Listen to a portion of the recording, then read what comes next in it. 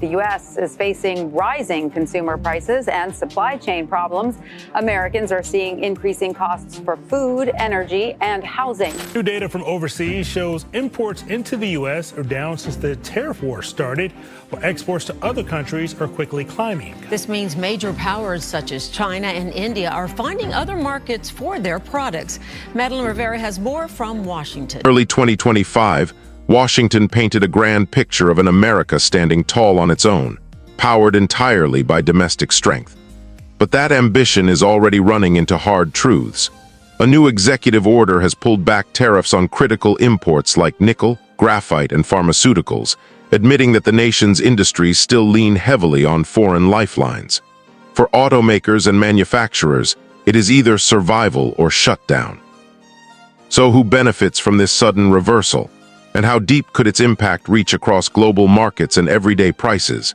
In the opening stretch of 2025, Washington made a quiet but decisive turn.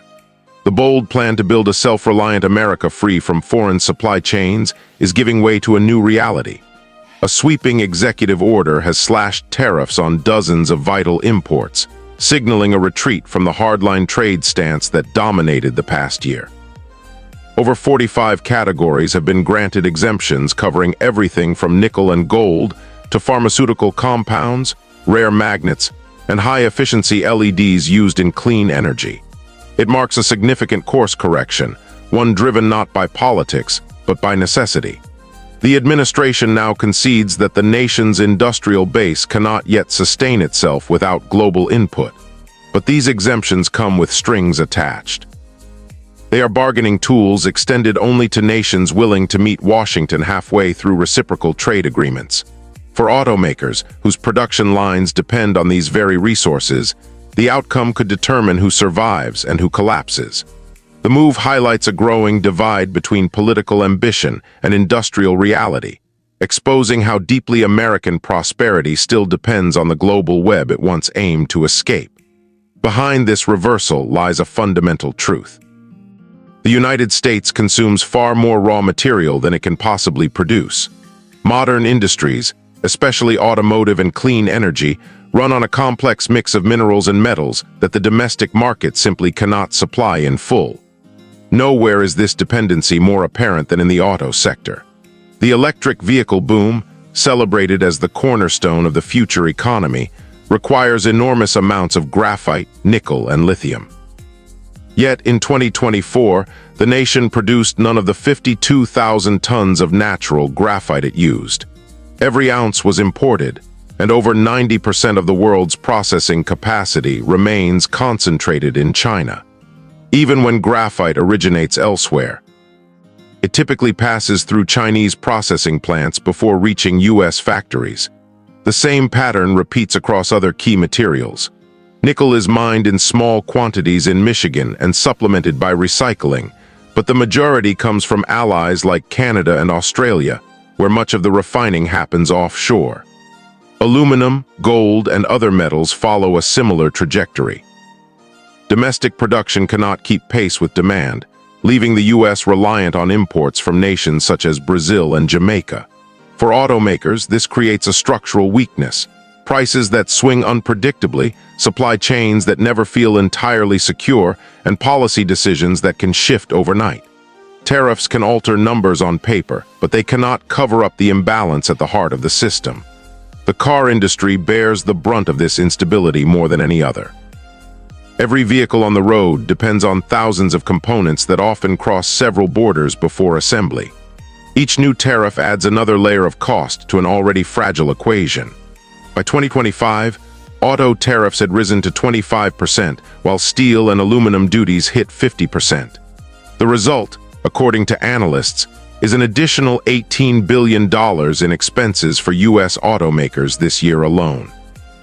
For consumers, that translates into roughly $5,000 more for an American-made car and upwards of $500 for imported models.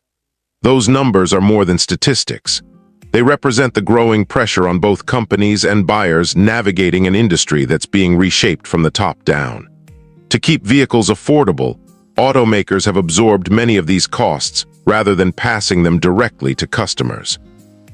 They've trimmed profits, simplified trims, and hidden extra fees within contracts to avoid sticker shock. But such tactics can only hold for so long. Electric and luxury vehicles, which rely more heavily on imported components, will soon reflect higher prices as margins tighten further.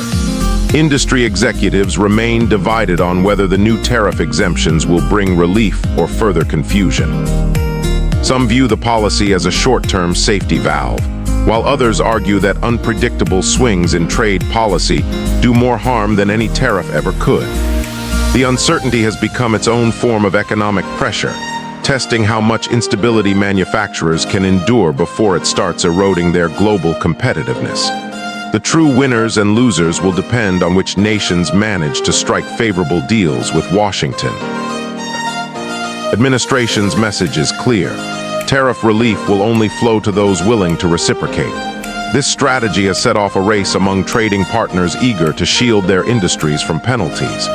The European Union and Japan were among the first to secure agreements, cutting auto tariffs to around 15%. South Korea followed by pledging new U.S. investments in exchange for lighter duties. India, previously burdened with a 50% tariff for its oil ties with Russia, is now negotiating to bring rates down to the 10 to 15% range. Taiwan, facing similar challenges, has also made progress toward reduced tariffs. These evolving deals have reshaped the global playing field almost overnight. Automakers whose home countries win favorable terms gain a powerful advantage while those left outside must face higher production costs. The unevenness is creating new competitive dynamics across the industry because auto manufacturing operates on years-long planning cycles.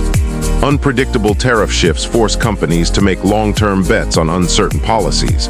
Production locations, investment flows, and even car models are now being determined as much by diplomacy as by engineering. Trade, once about efficiency and cost, has turned into a geopolitical chessboard. For everyday consumers, these developments are anything but distant. Every policy tweak eventually affects the price tags on showroom floors. Tariffs on metals and car parts feed directly into vehicle costs. And although automakers have shielded buyers for now, that buffer is wearing thin. High interest rates have already made financing more expensive, and the combination of rising tariffs and tighter credit could push many popular models out of reach for middle-class families. Car makers are exploring ways to adapt, from expanding U.S. manufacturing to increasing recycling capacity and diversifying raw material suppliers. But supply chains built over decades cannot be rebuilt overnight. Reconfiguring sourcing networks and industrial capacity takes years, not months. Until then, consumers may start seeing the political fingerprints of trade policy reflected in the cars they buy. A sedan from Germany, a hybrid from Japan, or a truck assembled in America using imported components all may carry different costs, shaped by the outcomes of ongoing trade deals.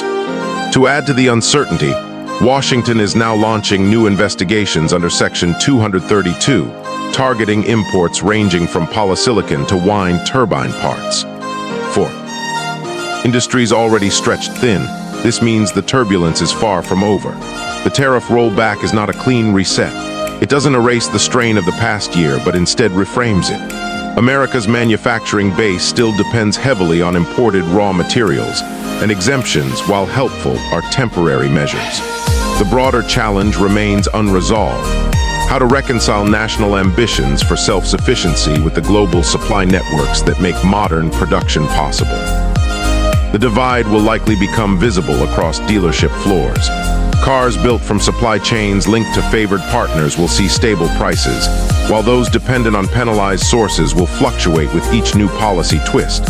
For buyers, three elements will shape what happens next: the origin of critical components, the trade deals their governments can secure, and the pace at which domestic production expands. If those align, prices could settle and availability may improve. If not, trims will shrink, delivery delays will grow, and costs will continue to climb.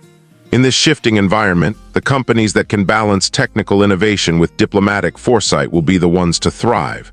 Now let's turn to Russia, a nation that for more than 20 years built its power on one man's vision of unshakable control. Vladimir Putin crafted an image of strength that seemed to tower above. Global instability, selling the world a picture of resilience and dominance. Oil and gas filled state coffers. Oligarchs flaunted wealth across continents, and Moscow projected the aura of a fortress untouched by outside pressure. But behind the illusion of certainty, the foundation was always weak. That weakness is now breaking through the surface, revealing an economic and social unraveling that can no longer be disguised. Across Russian cities and distant towns, daily life has grown heavy with decline. Store shelves look emptier with each passing week. Prices surge faster than wages, and the ruble keeps slipping in value. Families stretch what little they earn, cutting back on essentials, trading variety for survival. Jobs vanish while factories run at half capacity, and what once felt like stability now feels like endurance. Billions of rubles pour into the war in Ukraine, draining what remains of the budget and leaving ordinary citizens to shoulder the cost of silence. Public protest has all but disappeared, but frustration simmers quietly in kitchens, in offices, and in long lines at grocery stores. The financial collapse is mirrored by a human one. The war consumes Russia's younger generation at an astonishing rate. Towns are emptied of working-age men, either sent to the front lines or fleeing abroad to escape the draft. Millions have left, seeking better lives and freer futures elsewhere. Even government data admits what propaganda cannot hide. By 2030, the country will be short nearly 11 million workers. Industries already feel the loss. Factories can't find staff. Supply chains crumble, and labor shortages grow desperate. Efforts to replace the missing workforce with migrant labor have failed to fill the gap, leaving entire sectors on the brink of paralysis. Amid this collapse, Putin's government leans harder than ever on the one source of strength it knows: energy. For decades, oil and gas defined Russian power, funding the state and keeping influence alive in European capitals. But that once dependable lifeline is faltering. Drone strikes have crippled refineries, knocking out more than 13% of capacity and cutting into production that Moscow cannot easily replace. Stockpiles are running low. Foreign buyers are finding alternatives, and each new attack chips away at Russia's identity as an energy superpower. Without that dominance,